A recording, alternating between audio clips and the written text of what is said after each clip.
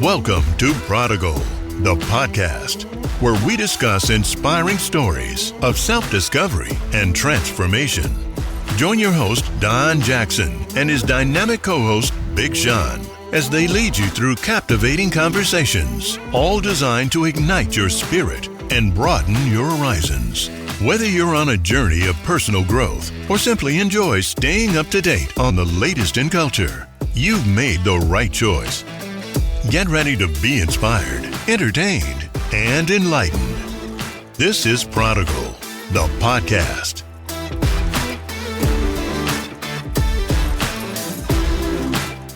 Welcome back to another episode of Prodigal. Hi, I am your host, Don Jackson, with my co-host, Big Sean. Sean, how are you this morning? What's up, man? How do you do? Man, beautiful.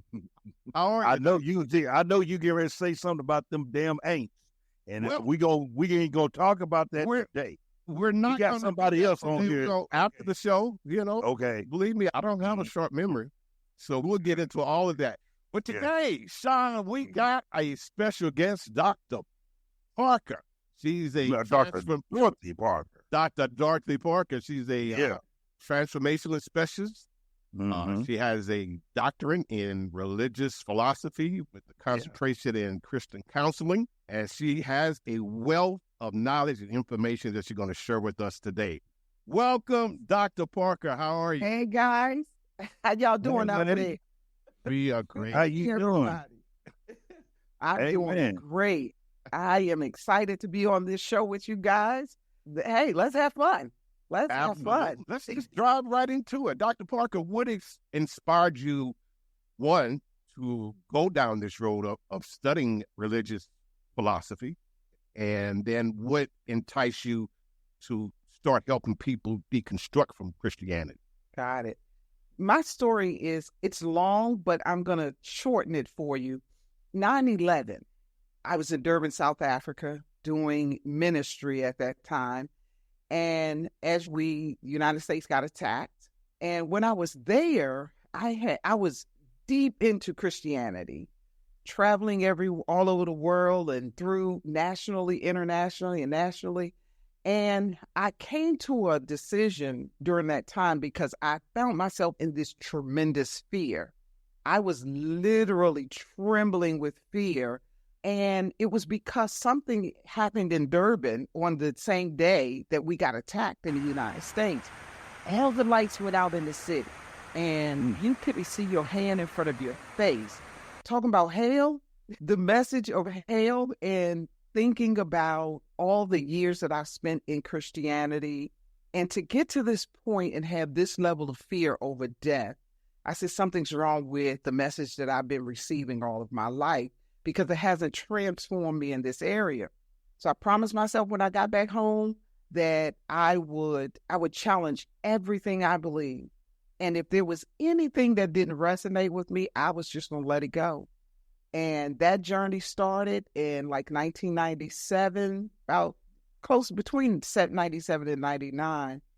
And I was sitting in church and I started crying, and I heard in my spirit, turn around and look at the people. I turned around and looked at the congregation. Everybody looked like they was on drugs. Everybody looked like an addict. And I said, what am I seeing here? Why am I seeing this in a church?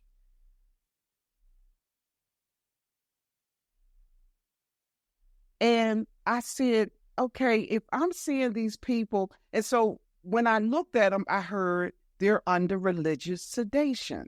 And I said, what? Religious sedation? What in the hell is that? I've never heard of religious sedation. Anyway, inside of my own heart, I was asking myself, then why am I awake and everybody else is asleep? It's because you have so many other people that need to wake up. And so from there, this journey started 2004. I walked away from the church and have not looked back since. So that's how I got on this journey. And the deconstruction process it started with my health failing. I lost my marriage, had negative interactions with my family. And so this deconstruction process began for me in 2004. And I had nobody. There was no books, no psychological theories or practices, no therapy. The therapists that I did try were Christians, and there were so many triggers in the therapy. I had to stop that. And I just said, you know what? I'm going to walk this path all alone, and I am going to take notice of what I'm experiencing while I'm on this path. And that's when I wrote How to Get Unstuck Spiritually, a guide on how to break free. And this is my life's journey. So this is where when did you publish that particular book? When did I write this? When you first start Deconstruction, or it really yes, came this was in 23. I started Deconstructing before I wrote this. Gotcha. And this is basically my walk, step by step, even to the point of, I would say, I think my journey, not finalized, but I came to such a place of security in where I was. It was after I had to have brain surgery. It was so bad. I was unpack that for us. Yeah, unpack that a little bit for us. You said you had. Yeah. So what happened was, what I try to tell people is deconstruction is just not about you walking away from the church. There are psychological interferences in your life where you become entangled in your own mind. You become estranged from your own thinking because you've never walked this way before. I know I hadn't. I've been in religion all my life. Everybody in my family is in the church. My father, my sisters are bishops and pastors and prophets. And I had one sister that was just ordained a saint. So I got the works in my family.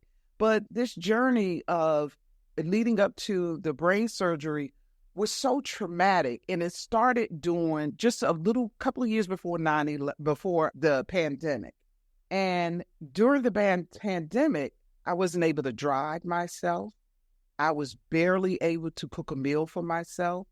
I did not leave the house. I was having seizures, could not talk. And it's like my whole entire esophagus was paralyzed. And I personally believe it was a result of the deconstruction.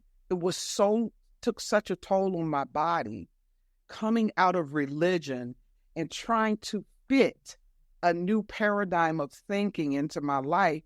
I had to change the way I thought about God, because everything I was taught about God came from the church. And if I was deconstructing the church, deconstructing the Bible, deconstructing the doctrine, deconstructing the rituals, it meant that I needed to deconstruct God. And so all of this was like really, really, really just took a toll on my body. And then during a pandemic, so many people were dying. Families couldn't come together. I lost aunts. I lost cousins. And it was like death was all around. And I believe this was the strain on my body.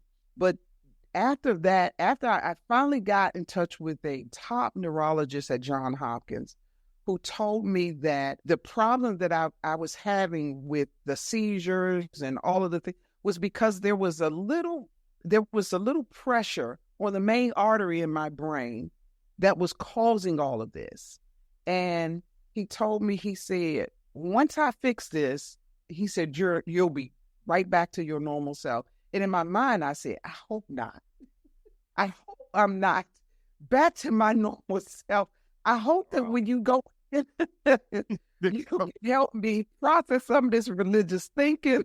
So that was the catalyst for you to start questioning your beliefs? I started questioning my beliefs between 1997 and 1999 after 9/11. Oh, okay. And 2004 is when I concluded. Remember, the promise I made to myself during 9/11 was, listen, all this fear that you got going on in you, all of this doubt about heaven, about God, I saw this in my mother. My mother died at 57 years old. She had cancer. Oh, wow. She was when I say traveling preacher, she also worked with some of the top hair makers like Dudley, Luster Silk, TCB. She did Senior George Bush Mother's hair. She was the hairdresser for J.C. Hayward, Channel 9 in Washington, D.C. And when she died at 57 years old, after walking this walk all of her life, my mother was in the same type of torment. Something's wrong with that. To walk all your life, believing in a theology and believing in a religious doctrine that you're going to stake your entire existence on. And when you get down to the point where you really need it to work, faith doesn't work. Having somebody come over and pray for you and speaking bad things happen to good people. Yeah. Exactly. All the things that we were taught, none of it worked. And I saw my own mother call me at 3 a.m. in the morning and said, you know what? I don't know whether to pray to God, Jesus, the Holy Ghost. You right. And I said, you know what, Mom? Just do this. Just talk to any one of them that you believe is going to listen. Because at that time, the cancer had already eaten through her body. And I wanted her to be at peace. I wanted her to have a exit this world, just knowing that no matter what she experienced here, the other side's going to be better. So I started deconstructing, oh my God, early. And in 2004, by that time, I was done. I walked away from the church, and I had just got my doctorate in religious philosophy. And I said, you know what? This philosophy thing is interesting. Come to find out that Christianity and most religions come from philosophy, come from mysticism, mythology, all of these disciplines. And for religion to be so unhelpful, and I'm being nice, for it to be so unhelpful, I figured, let me go back to where religion got its origins. And I began to study, and I got so deep. And after the brain surgery, exactly what the doctor said, I went straight back to my health return. I was able to drive. I was able to move back into my own place. And my life really started this transformation process. I started experiencing it in real time. The next thing I know, I'm back counseling people, talking to people, helping people deconstruct, and helping people understand that it's okay for you to walk away from religion. It's a social construct. It's not even God ordained. God never had a religion. How did we get so caught up in this? So that's my testimony, if I use that word. But I went back to school, got my my bachelor's in sociology degree, got my master's in psychology, and I have been on a journey, and I have been having the best time of my life, which I've never had in religion. Never had. That is awesome. Awesome. Yeah. Question then. So let's kind of take a little spin. And if I was deep in religion and was trying to find a way to come out, what would be some of the things you would recommend for a person to do? What would you recommend? I understand your question. So I do get this question a lot. One of the things that I think is very significant and very important before someone says that they're going to take this journey of deconstruction, you first have to reconcile in your own heart and your mind why you're leaving. People will leave, and as soon as they get in trouble or the hardship happens, they'll find themselves right back. Mm-hmm. So you have not concluded in your heart why you're leaving, first of all, then it would not be appropriate for me to give you the reason. Because if I give you the reason to leave religion or to deconstruct, then it's not going to be authentic to who you are. So I have to first understand, is this your choice? What is your experience? Is this trauma? Is it abuse? Is it anger? Are you mad at the preacher? Are they taking too much money from you? What is it? Are you having some... Did he have sex with your girl? Yes. Did he have sex with your girl? Did he rape your children? Yeah, exactly. Did he play with the wee-wee? Mm-hmm. All of that. Mm-hmm. Yes. And then it's okay for him to do that. In some places, you get a whole nother diocese. Oh, you raped 12 boys. Hey, don't worry about it. We're going to send you out to Kansas. Exactly. Your whole new, yeah. I know a lot of. No, you're good. Interject whenever you feel like it. It's a dialogue. But I know many pastors and leaders who I would say live in a quote sinful life and still pastor congregations. Yeah. But to your question, Don, first of all, that's the first step. Tell me why you're leaving.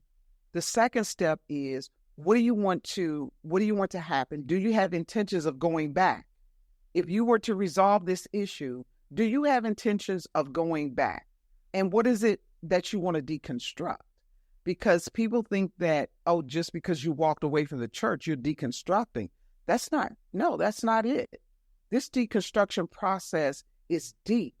It's not only is it a physical walking away, it is a mental walking away. It has shaped who you are, your identity. So now your identity is challenged. Who are you when you walk away from religion? Because what people don't understand is that religion is a sacred canopy in society. And that's how we learn our values, right, wrong, our morals, good, bad. Wait, pause. We can't let that slide. I've never heard a phrase like that. A sacred canopy. Yes. I got to have that one. I got to seal that one. Explain what a sacred canopy and what that means. I got you. So I just did a seminar 2 months ago. I did a seminar 2 months ago on deconstructing the sacred canopy. As you know, society is made of institutions, right? Right. Mm-hmm. We got education, peers, we got our work, we got politics, we got religion, we have medicine, science. All of these are agents of society. And so when you're born, you are taught and trained how to be a contributing member of society. Your parents teach you what's right and wrong. They teach you how to handle money. And all of these things, they teach you what's right, what's wrong. Usually it's from some religious thing or ritual or doctrine. Even if you don't go to church, the values, the norms, and all of the things that we consider sacred and profane come from society. Well, society designed religion to help maintain the control of the people, the values and morals of the people, as an institution of where you go for existential experiences, where you understand God, where you can ask the big questions. And so this is one of the sociologists termed this the sacred canopy. And so religion is a sacred canopy in society because everything that is sacred stems out from religion. That's where you get the dictates of it from. So when you're deconstructing religion, it's very important that you understand that it's a canopy and that it is a social construct. It is not a spiritual construct. It is not something that you get it. Yeah, it's not a social construct. Not a spiritual construct. It's a social construct. Yeah, that's good stuff. Let me make a little more detail. How they say? What you say? That's good stuff. Yeah, say that. Say that. Oh, hey, girl, I'm pretty. Amen. Oh, wait a minute. Hold on. Okay. Come on. You still got the anointing. Let's go. So a social construct is anything that socializes citizens to be contributing and working members of society. It helps you understand how to treat your brother or your neighbor, right? But religion also has extended itself to a point where it has taken over people's lives and people cannot function without it. It also infects the roles that we play. Let's say, for instance, I'll give you an example. Right now, you guys are hosts on a podcast, right? Now, what if you were religious? Tell me that everything that you believe from your religion, that it won't infiltrate your role as a podcast host, right? What about if you were a doctor? It will infiltrate your practice. because that is how you live your life. And matter of fact, it's a live or die reality for you. So you're willing to give up and sacrifice anything for what you believe. So what if you were a teacher or a politician? As we can see today, many politicians are mingling religion and politics. Very few of them are talking about policy today. They're trying to destroy women's bodies or control women's bodies. How do they do it? They do it through religion. And that's what religion was built for. The reason religion is following, we have over 33% of religious people that have already walked away. Religion is losing its power because it's under the strain of trying to be something in society that it was not created to be. Religion was not designed to answer existential questions. That's philosophy. Religion was not designed to determine your identity when you leave this life. It was not determined. It wasn't purpose for you to say, I believe this or I believe that. Philosophy handled all of that, right? Mysticism, mythology, all of that stuff came from these disciplines. But religion itself is, I'll give you an example, very clear. Try to create a religious organization outside of the law. What happens? Get shot, go to jail, ostracized, move your ass to Costa Rica. This is Mr. Jackson, and I'm still here, so I just wanted to say I'm enjoying every bit of it. So to Dr. Parker, thank you. 2 words that you said early on. Now, as Don says, you feel your help coming.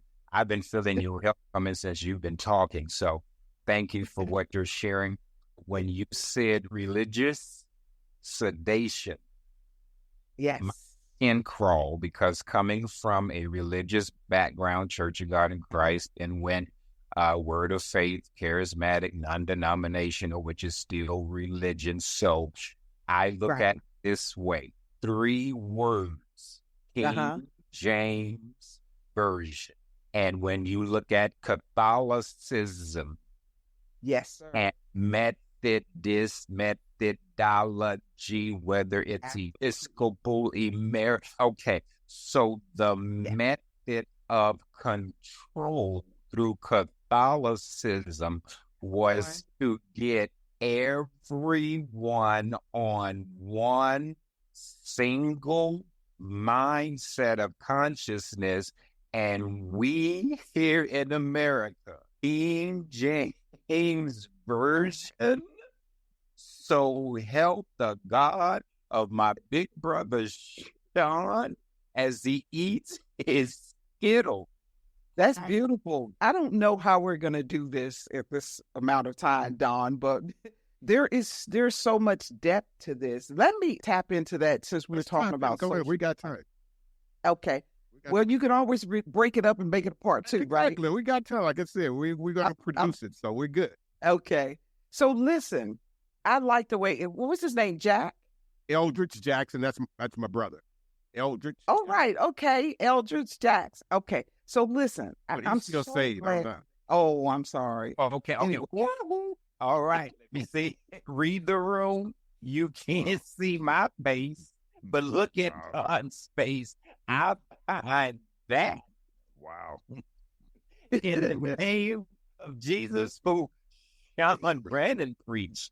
And so I say this, America's team, I don't think the God of Jacob was watching us 2 days ago, because that score was indication that America just may not be God's team. Anyway, it ain't about that ass whooping. But let's give the attention back to Dr. Dorothy Parker, because Lord, I don't want to be easily distracted. And blessed are the peacemakers, for they shall be called the children of God. So I come back to you in peace. You have the mic. Yes, ma'am. Thank you, sir.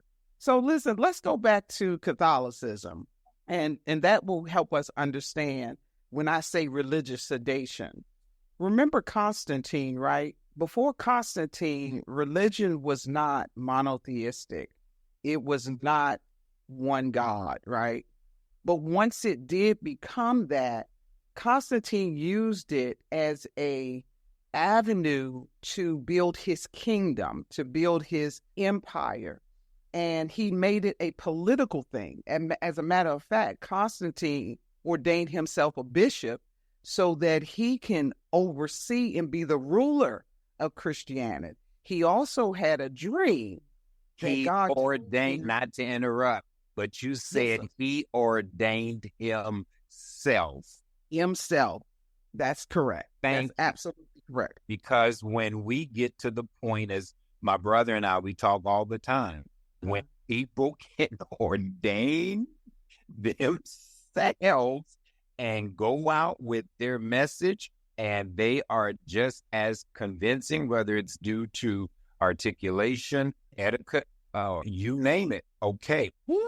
But he named himself. When we get to that point where people believe what we named ourselves, okay, Well, don't forget, Paul did the same thing. I'm not a Paul. Take it easy on Apostle Paul. I want to hear what Dr. Parker has against Paul. Go ahead. What did Paul do to you?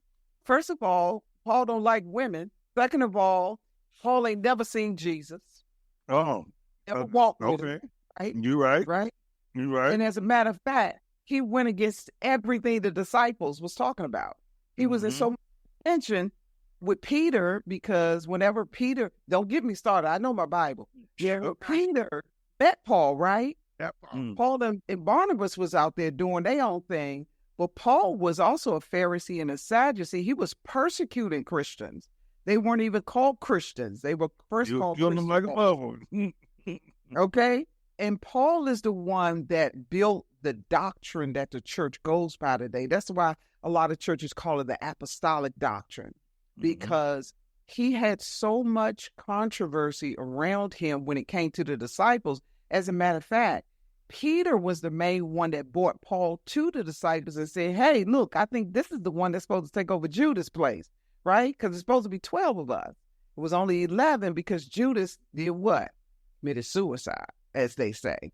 But Paul and Peter and all the disciples said, why are you bringing him in? He don't even know Jesus. He never even walked with him. Let's tie this in with Constantine. Paul came and told him what? He said, you know what? I was riding on an ass one day and I got knocked off. I was blinded and I saw Jesus. And Jesus told me the things that he wanted to tell me. And I went and I sought after Peter. And when I found Peter, Peter was in total agreement. Peter was excited. You guys got to accept him. He had a vision of the Christ after the resurrection. And so the disciples was like, okay, let's vet him a little bit. And Peter was like, no, we're not doing all that. We're not going to make him conform to any type of rules, not to mention Jesus' brother James.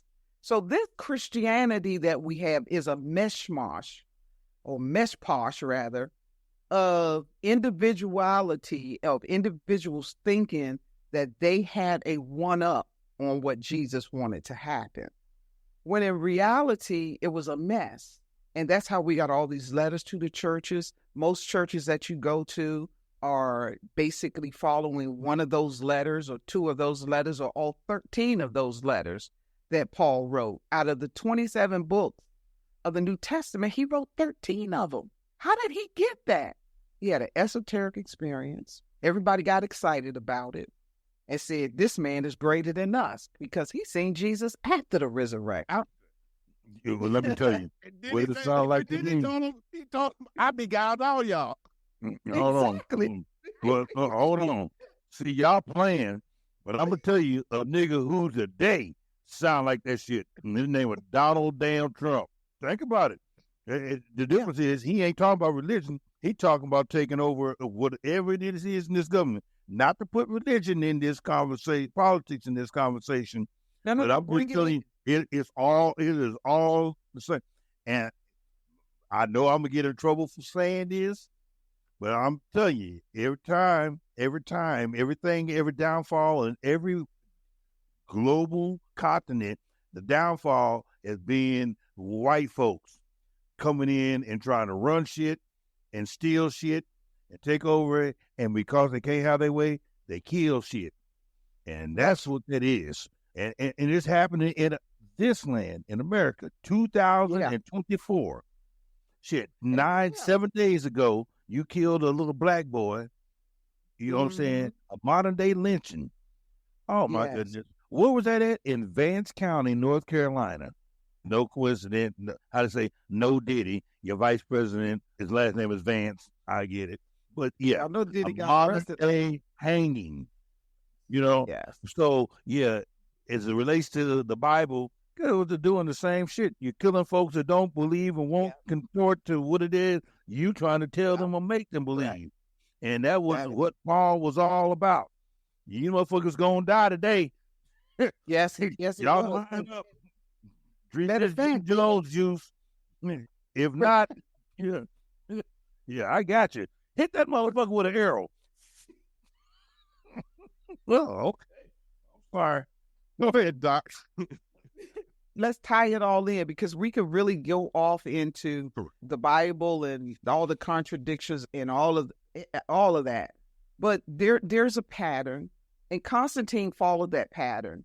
And when he decided that he wanted to build this empire, he used religion to do it. And when he used religion to do it, what he did was he incorporated what do they call Vladimir Putin? What kind of a dictator? Mm-hmm. So Constantine started this dictatorship type society, which is why you have most countries with a single ruler, because Constantine took the church, and that was the authority he used to make himself a one ruling entity over his empire. And that followed through the church. Now you got, let's not talk about the Pope, because the Pope was the one that received the order from Peter, right? To that on this rock I will build my church, all of that. And so the Pope, all of these people received these messages, and when they received these messages, it gave them the type of authority that normally would not fall under the canopy of religion, right? It will fall more under mythicism or mythology or philosophy or something like that. But because it's so esoteric, religion has taken control of anything that is sacred, anything that is esoteric, anything that is existential, anything that is spiritual, right? And that's not what it was designed for. It was designed as a social construct in society, and it was supposed to teach us rules, regulations, teach us how to respond to one another, teach us right and wrong, what's sacred, what's profane. And now it's being stretched. The canopy is being stretched because we brought everything under. We brought the family under this religious canopy, right? We brought biology. Male and female is now governed by religion. What is a male? What is a female? The Bible says, right? One man, one woman. So every area of our life has been brought under this sacred canopy. When you're deconstructing, because that is such an intricate part of your life, it's in every area of your life, you have to deconstruct it all. You have to decide, do I still believe something simple that marriage is between just a man and a woman? Little did we know when that was brought forth, it was a white man and a white woman, right? Not to mention, interracial marriage was illegal. Even black slaves couldn't get married. Let's talk about the United States. Slaves couldn't get married unless their white master told them that they could. All of this was brought under religion, and religion became the authority for what we can say is sacred to us. So then what happened was, after religion was constructed, this society said, this is normal, this is abnormal. So it's normal for a man and a woman to be married. It's abnormal for two men or two women to be married. It's abnormal for a black man to marry a white woman, or vice versa. Interracial marriage is not normal for step marriages. None of these things was legal. These things are just starting to come into a place where they are significant for society and people can actually partake in it. But deconstructing religion and being under the sacred canopy is simply indoctrination. You are indoctrinated to believe what you believe. It starts when you're a child. Most of us never had an opportunity not to believe. When we were born, we came through religious families. So I just did a seminar on deconstructing the religious family, because you can't just deconstruct in religion. There's other subtopics under that you have to deconstruct from. And most of these people that are deconstructing have trauma and abuse. So now they've associated their trauma and abuse with God. So they can't even deal with God. Most of them become atheists. They can't even fathom going back into a religion, because they think that the God of religion is the only God that they conceptualize. So they become atheists, right? So deconstruction is not something that we do out of just feeling like I'm mad at somebody. This process is deep. It's embedded inside of us and who we are. And so we got all of this. Even politics is religious now, right? Why do they tell you that a woman can't control her own body? Because the Bible said, thou shalt not kill, right? So everything is about religion. You cannot bring up a subject that I will not find religion involved in. Oh, I mean, it's not one in this world, and it's funny. He was talking about how today in our land, politicians are telling women what you can and can't do with your body.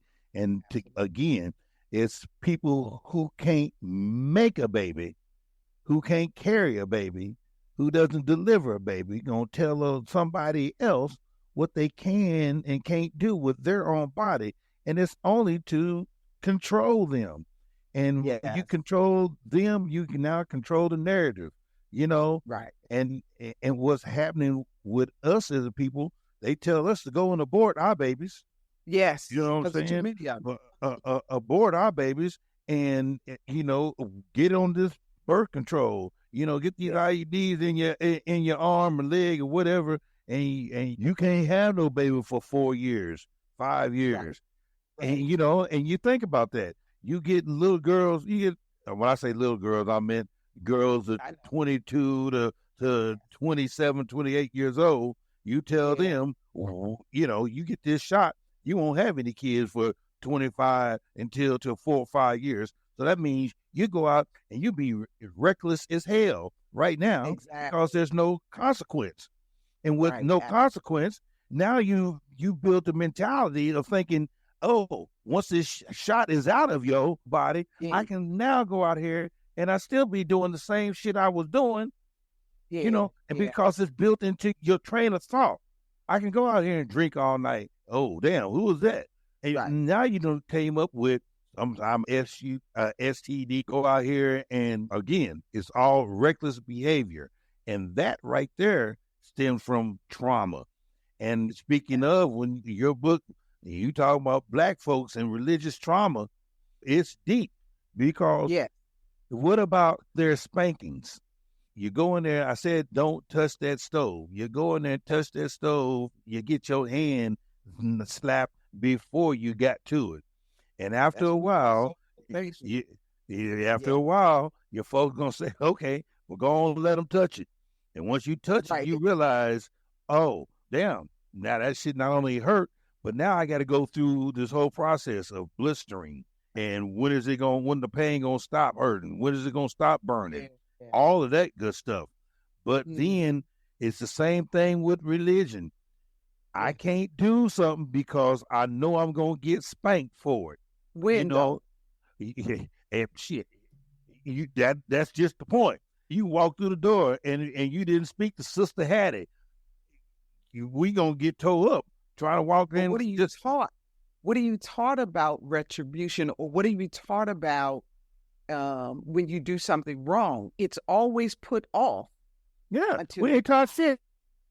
You're right. That's an excellent point. You get the penalty later of your sins or your mishaps. Religion keeps you in a headspace where you you may not, what they always say, oh, you might commit this sin now, but you're going to pay for it when you die.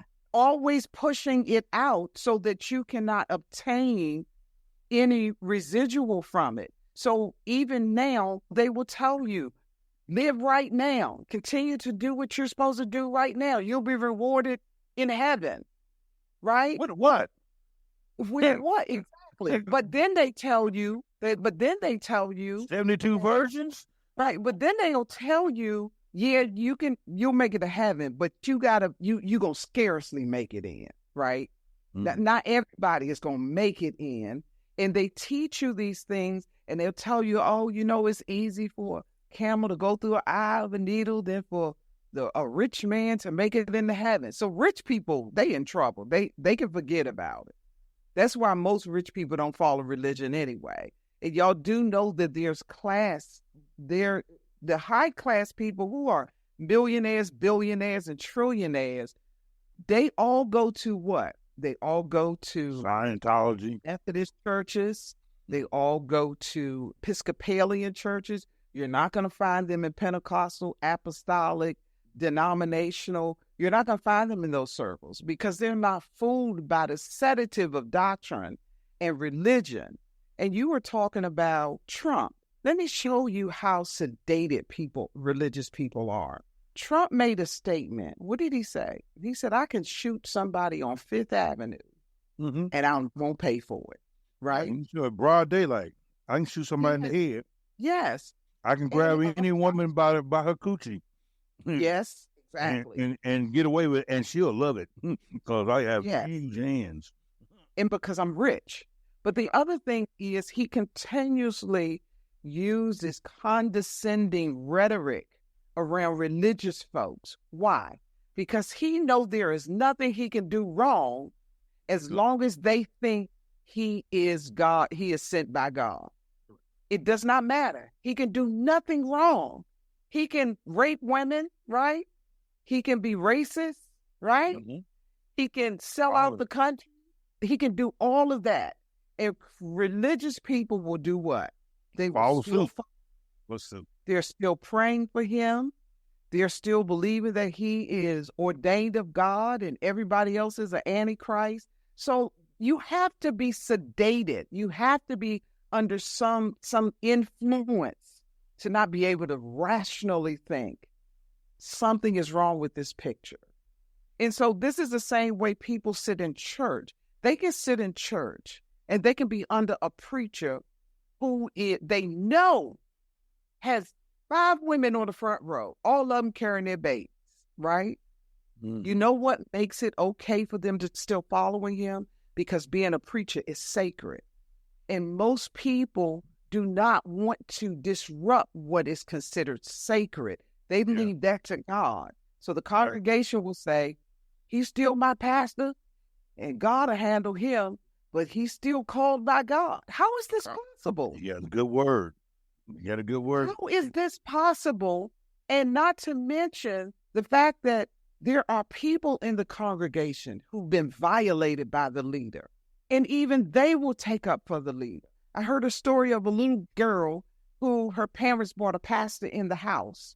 And there's a prominent pastor, brought him in the house, and this man was sleeping with their daughter at 15 years old. You know what happened when they found out about it? The parents, they told him to apologize to their daughter. Apologize to her. Man and woman? Forgive him. Huh? It was the dad and the mom there at the house? The dad and the mama, both of them. Matter of fact, they went to the very leadership that the pastor controls to get counseling on how to deal with the pastor sleeping with their daughter, 15 years old. He was brought into their house as a guest. Oh, shit. Yeah, it's shot time. Well, that is. This thing goes deep because how is it that you can, and this is just one area. What about if you're a preacher's kid, right? Now, let me just say this because I feel like I'm all over the place. If Black people don't decolonize their religion, we're going to keep having this type of trauma and abuse in the church because this is what we were taught in slavery. This is what we were taught was okay to do. Matter of fact, the church is still set up like it was on the slave farm. You still got a pulpit, right? Which The white master used to sit up on the pulpit and look down at the slaves and tell them, I am ordained by God, I am called by God, and you are told by God in religion that you're supposed to be a slave. This is how the church ministers to people. The authoritarianism in the church is another way to sedate people, coming from someone whose mouth is considered sacred, and the congregation has no idea that they can challenge anything that they consider sacred. So I have taken that thing and I said, listen, I need to empower people. The Bible is sacred. No, it's not. It's not sacred. Which one? Which It's verse? only sacred because you said it was. It's not sacred. Which virgin? Right, exactly. We don't want to talk about the Bible that you think is sacred in King James now, do we? Because you said you don't deal with same-sex relationships in the church. King James was a big homosexual, right? And And what's not- crazy is, go ahead, babe. Not only that, but King James was the one who made the Bible monotheistic because it wasn't before. King James said, listen, this is a pattern. King James said, you know what? I am the king, right? And I want this Bible to reflect who I am. So this is how you get the King James language, the thoueth and the those, all of that. That came in under King James. That's not how the original Bible was written. The Catholic Bible, the Douay Rheims, that is not the original Bible. They went back old school. And isn't it funny how they've made the King James Bible so sacred just because of the way it reads? No, they've done the Bible now just like you've done the new dictionary. You've made adjustments to it because there's new languages now, new words that have been formed. So now there's new beliefs. And if they can control the narrative, once again, Yes, they sir. control you. They sit back and tell you it is wrong. You had those first 10 commandments. Now they can tell you that it's wrong for you to stand in your front yard and let somebody walk by and then shoot them if they don't walk past you. It's wrong for that. But as long as I mean, but they come up, they make up these laws and rules as they go. Just like for the Bible, they make up these laws and rules, and just like they do for the law of the land, it's convenient for them. And whoever them is, I just know, just like how they say, black man, we killing all the people, we bringing the drugs in, we're doing all the murder and this now. First of all, I ain't manufactured no gun, I ain't got no plane to go get no dope. You bring all the drugs here, and then, drop them off in the hood. Right. So for me to kill ourselves, but only once they come across the street, that's when they become, oh, no, Janie got this problem. And we put her in a rehab. There's a rehab center up in Montana because, and it's so... Why do you think they have these places like that? It's because it's so prominent. It's not something that is so far-fetched for them. They face these things, and we as a black community, we ain't stood up for ourselves yet to say, you ain't going to bring this shit into our home. Right. And you know what? But that same church should be the one to say, hey, let it happen. Anyway, bro, Don, bring us on in here, man. Bring us on in. Let's do this. That's some real good stuff, Dr. Parker. I mean, it's just so many questions I have and want to ask you. And before I let you go, what's a person come out of deconstruction? Yes. What is I know it's individual. Right. What is your devotion like? What do you preach? Well, do you meditate? Are you able to... Let me just get you deconstruct, you understand things now. Yes. There are still going to be some lingering essence, smell, perfume of religion because it's in your DNA. Mm-hmm. So when it comes to the aspect of, do you worship God now? You meditate? What is that center point for you? Okay, so let me say this. So on Facebook, I've done this Because in the classes that I'm teaching, a lot of people are asking me these questions. Can I still pray? Can I still believe in God? Can I still go to church? For me, prayer was stolen by the church. Prayer is not a church thing. We all do it every single day of our lives. We pray, we contemplate, we meditate, we take time to breathe, to just be with ourselves. So whatever that looks like to you, that's what I say to people to do. How does that feel to you? How does it resonate with you when you pray? But when you pray, who are you praying to? Because if you deconstruct God, you got to reconstruct some avenue by which you are praying, right? So my beliefs is that what I believe about God is this: God is the source of all life. And every time there is a concept, religious or of any type, I do not apply it to God, especially if it's a book religion, especially if it's a doctrine religion, if it's a ritual religion. So I'm more of the type of person that I also believe in ancestors. I believe in those who have been in my life and who have died and gone on, because I don't believe we just die. I believe that we transform. I believe energy never dies. I don't believe life can die. How can life die? That's an oxymoron to say life and death at the same time. Right. How is it possible that death and life can exist at the same time? If death and life exist at the same time, then there is no life. They cancel out each other. So I believe that I am life, and I am having an experience as life. I am the formation of life. Life embodies me. Every experience that I have is life having that experience as me. Nobody can have this experience the way that I can. Each one of us is a product of life. Each one of us is embodied by life. So I tell people, if you want to pray, pray. But be clear on who you're praying to. Because if you're deconstructing religion, are you deconstructing God? What is God? God is the source of everything. Everything that exists came out of that being, whether it's a being, whether it's energy, whether it's the universe or beyond the universe. I don't have to conceptualize God. I don't have to put God in a box. I don't have to try to understand what is unknowable, right? Right. Unknowable. Knowable. You'll never understand unknowable. Exactly. You can't understand the We unknowable. judge rather than adjust. And that's what religion teaches us, to make decisions about things.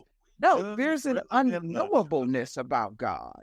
God is unknowable. You can't tell me who God is. How can you? And you never know. You don't know. And you ain't never met him. Ain't never met it, him, she, it, whatever. So everything is conceptualized.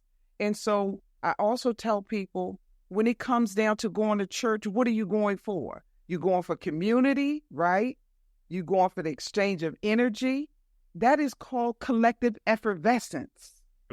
That is where you can go to a football game, have community, right? Have experience each other's energy, love each other, right? You can do that at a concert. So you don't have to go to church to experience the exchange of energy and love and passion that you want from community.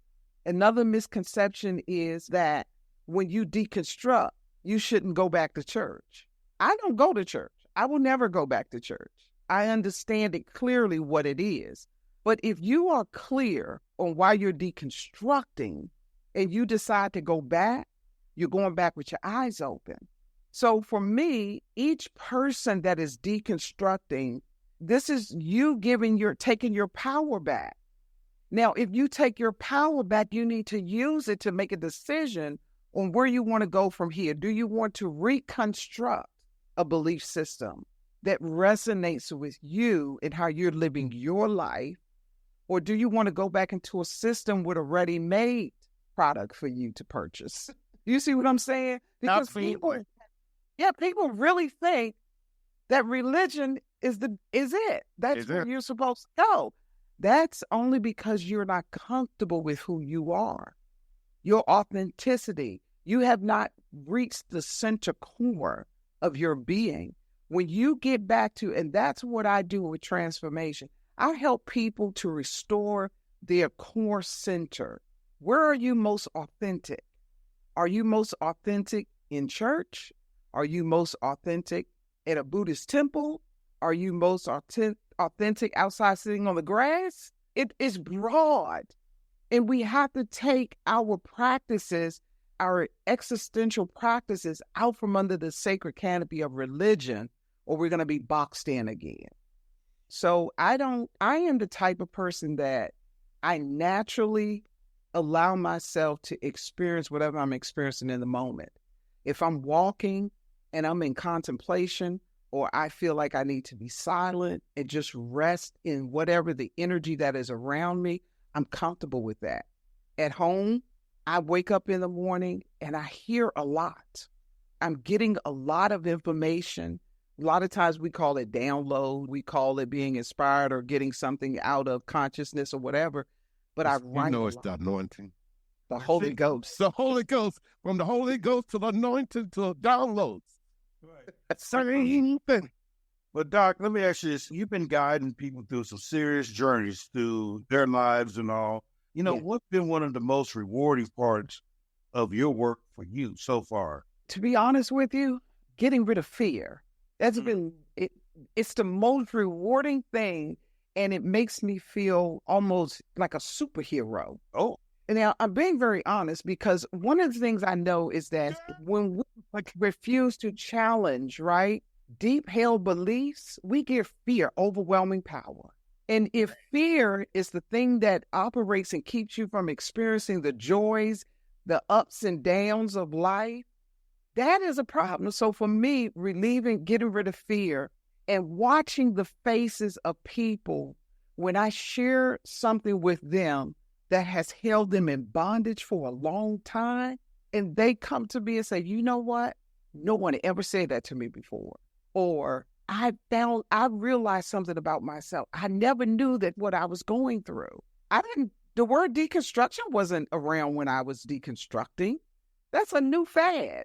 Everybody's deconstructing. Hollywood. That's that new word in the dictionary we're talking about. It's the new word. Everybody's doing it. So I try to use it within the framework that people use it, but I think it's most rewarding to be able to share with people that you do not have to be in bondage to anything.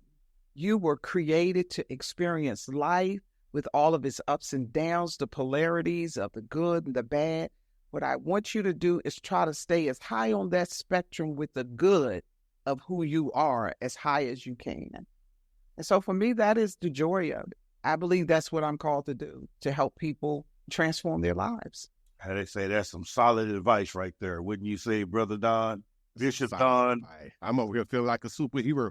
I can listen to her all day, just talk. Yeah, because, like I say, it's not very few people I have access to that gets it, that understand it, gets it, that articulate it, and it's coming from experiential knowledge, not something you heard, regurgitate, you experience. You have experienced the wholeness of the one. You understand that there is nothing happening at the end of the day but one thing. And we are a fractal of that one thing. Whether we're into the quantum, one foot in the quantum and one in the classical, you can just relax in the quantum and just be the witness. And I didn't go there, Don. I did not go there on purpose. I didn't go there on purpose.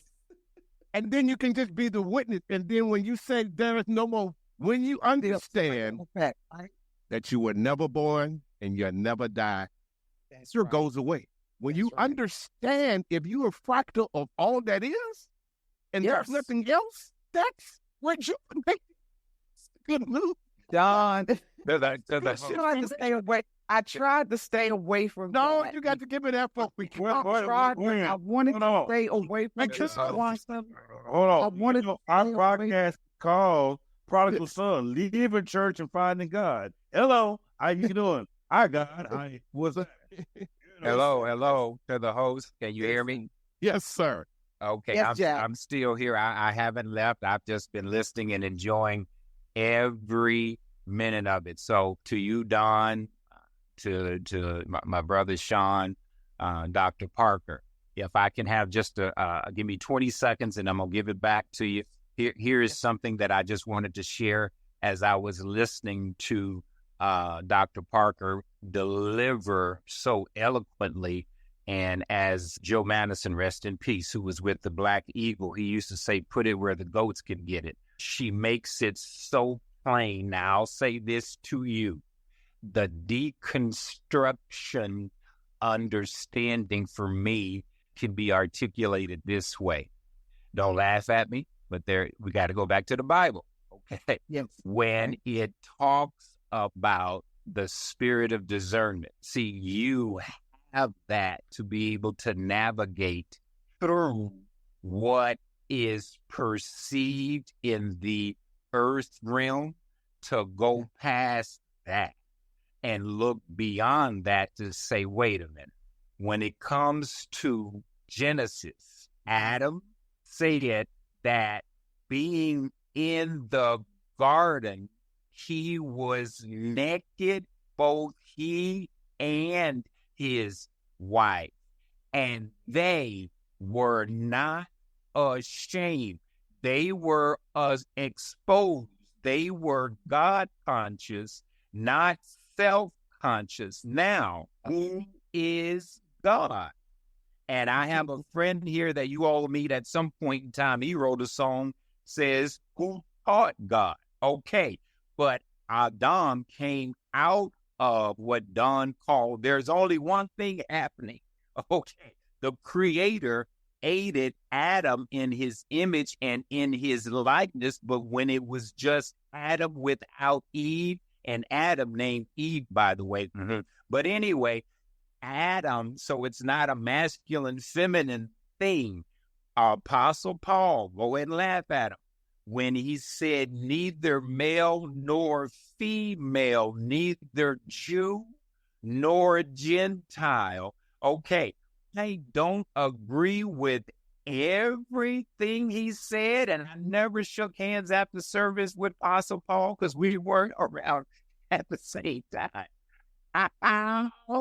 However, as I feel my help coming, Jesus said the traditions of men have made the word of God of none effect. Again, the word of God, Jesus, the Christ, the anointed one, he came, but 33 years, he said, I'm out. Why? It was finished for him, but even for him, he specifically said, look, I only came for the lost house of Israel. But when we have people like Dr. Parker come and say, look, I'm only assigned to these people that are going to be listening to me, that's not a negative. It's a blessing to pin why you are here with the message you came to deliver, because just like Moses came for his house, he did what he could, and after that, he was out of here. And then as soon as Moses died, we flipped the page, and God said, okay, now that my servant Moses is dead, Joshua, let's go ahead and pick up where Moses left off, and let's keep this thing going. We got to understand your assignment is so important. I sat here and listened. I thought I was going to be on here 5 minutes, 10 minutes, go give me something to eat. I've been on here, and I'm just, okay, Don going to know. When I start talking from the heart, I start crying. I'm a crybaby. Whatever your assignment is, Dr. Parker. Yes, sir. I haven't physically met you yet, but when I do, I'm a hugger. I'm a Virgo, September 1st. I just turned 57. But Don, to tell you, I've got your back more than you whatever. If I believe in what you are saying, teaching, lecturing, man, I'm all in. And I say to you, the 20 minutes or whatever I've been on here, there is nothing that you said that I disagree with. I just paint the picture this way. In order to deconstruct, you got to go back to that garden, wherever that garden is, and become naked, exposed, not ashamed, mentally, physically, socially, spiritually, mentally.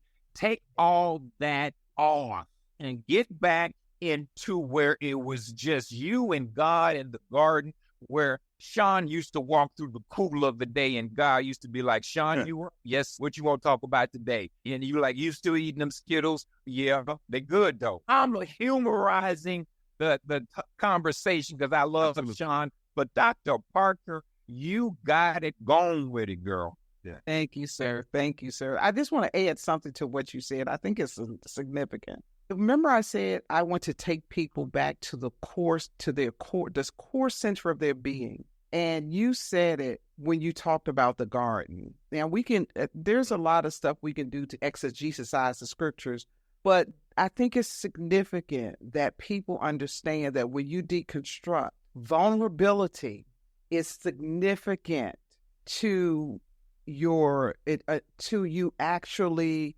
deconstructing in a way that is going to benefit you becoming authentic. Yes. If you're not vulnerable, then anything that you're hiding is going to unleash in your shadow work. So a lot of people don't understand shadow work, but shadow work is significant in deconstruction. And the other misconception is that when you're deconstructing, you can't read the Bible. You still sing row, row, row your boat, right? But you don't know who wrote that either. So there are principles in the Bible that can be used. And like your brother, if you can apply them with simplicity, then I think it's important to use whatever wisdom system can help you deconstruct properly. It's when that thing controls you and you cannot be authentically who you are, that's when I think you have to stand back and say, wait a minute, let me deconstruct this idea because I'm not resonating with it the way it's being presented to me. And so it's important that we use any tools that we feel can help us become more authentically ourselves. And if I may, not to interrupt, but Dr. Parker, you are, as they say, head on. What comes to mind is Nat Turner. Listen to me. He read that same Bible, and the deconstruction of what he was interpreting was like, something ain't adding up. I can read, and I should have been lynched for learning how to read. But Nat Turner, the preacher, said, here's what we gonna do. They know what time we normally meet down there by the river for sermons. We gonna meet somewhere else, and I'm gonna tell y'all something. Be prepared to die, because I'm going to tell y'all what we going to do. We going to change it up. We going to deconstruct. And when he said, get your sharpest weapon out the shed, the overseers and slave owners said, what they talking about? Don't you better go help. They planted something. Okay, that was a preacher. Said, hold up, wait a minute.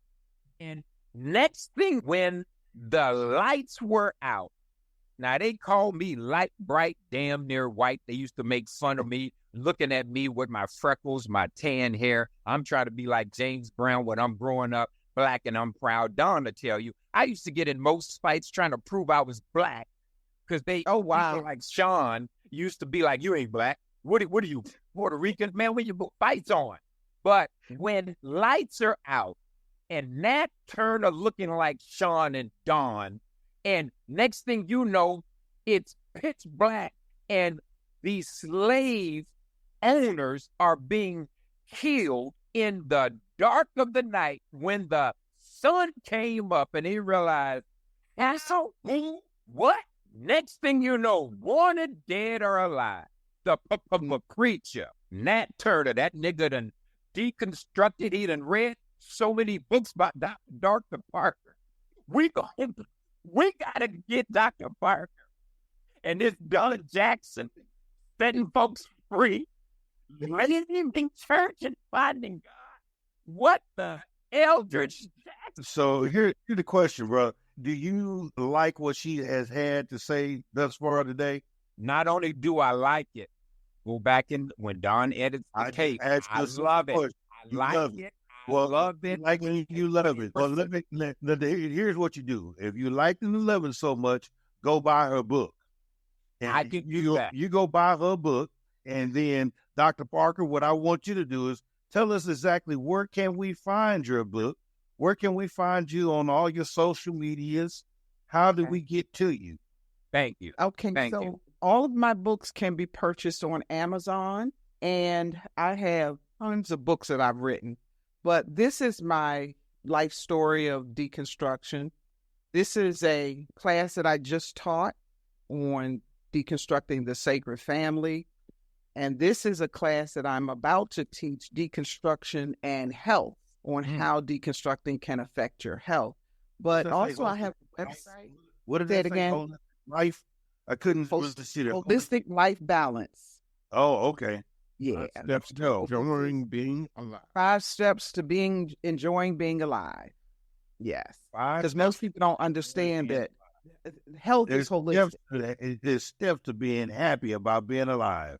Yes, sir. That's correct. That goes on into some more mental health issues that we as Black people have, especially as we as Black men.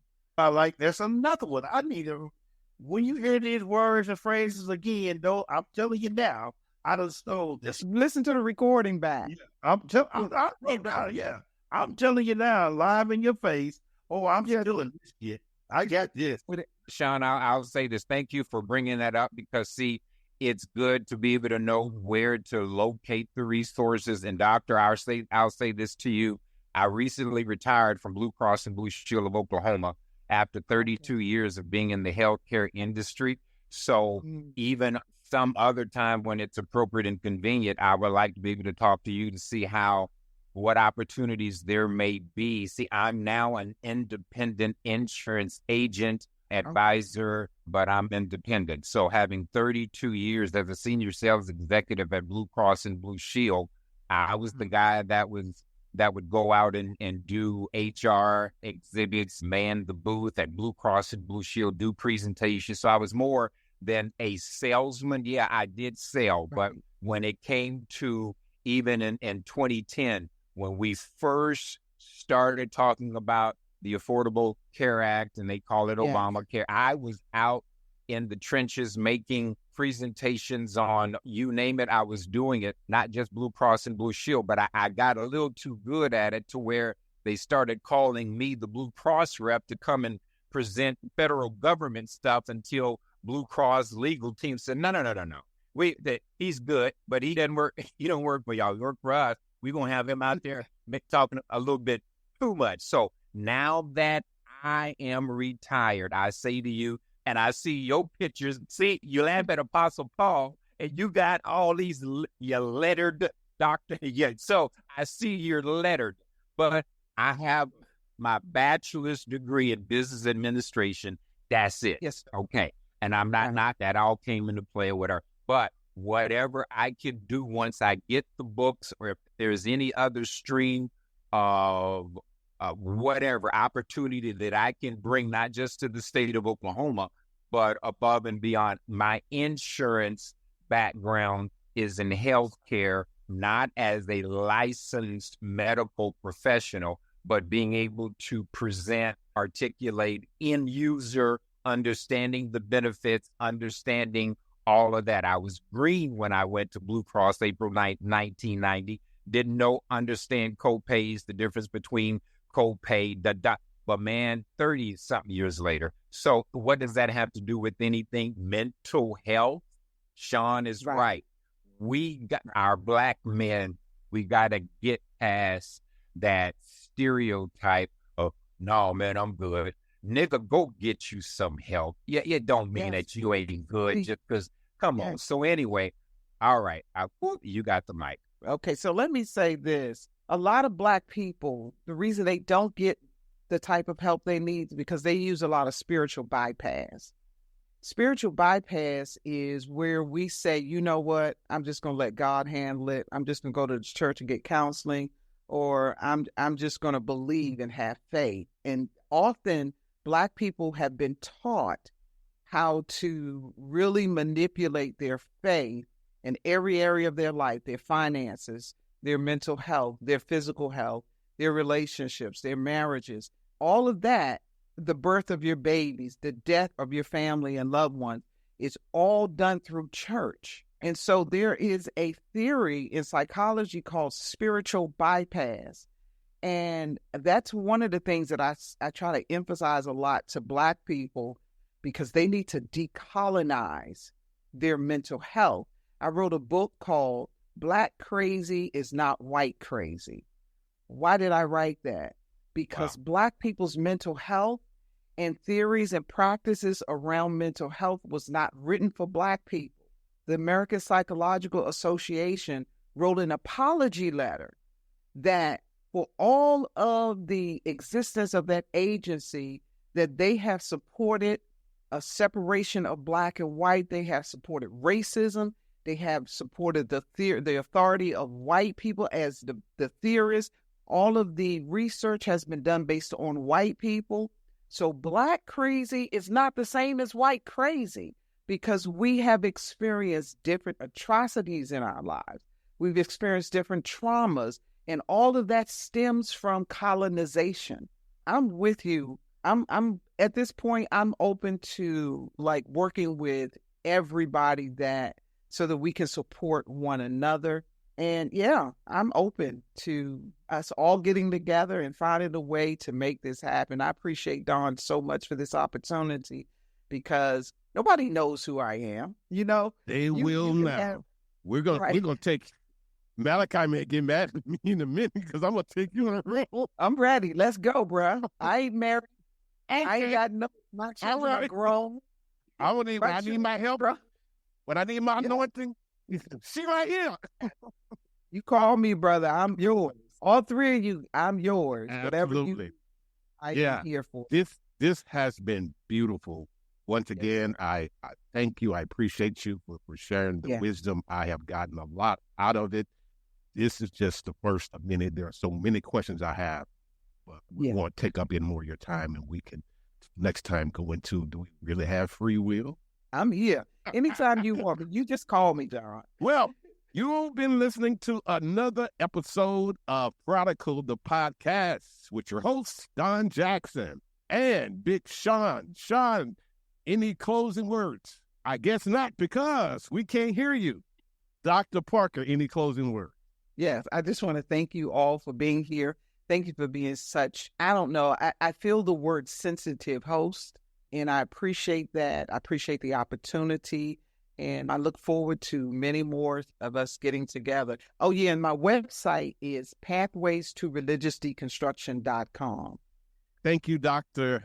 Parker, for joining us. It's been a blessing. I can't wait to just rewind it and re-listen to it. Me too. God bless you. Thank you. Until next time, you've been listening to Prodigal, the podcast. All right. Thank you. Thank you. Thanks, everyone. All right. Thank you for tuning in to Prodigal, the podcast. We hope today's episode inspired you to embrace your own journey of self-discovery and transformation. Don't forget to follow us on social media and subscribe to the podcast so you never miss an episode. Join us again next time as we continue to explore the ever-evolving world of culture with your hosts, Don Jackson and Big Sean. Until then, keep discovering, keep transforming, and keep being the amazing person you are.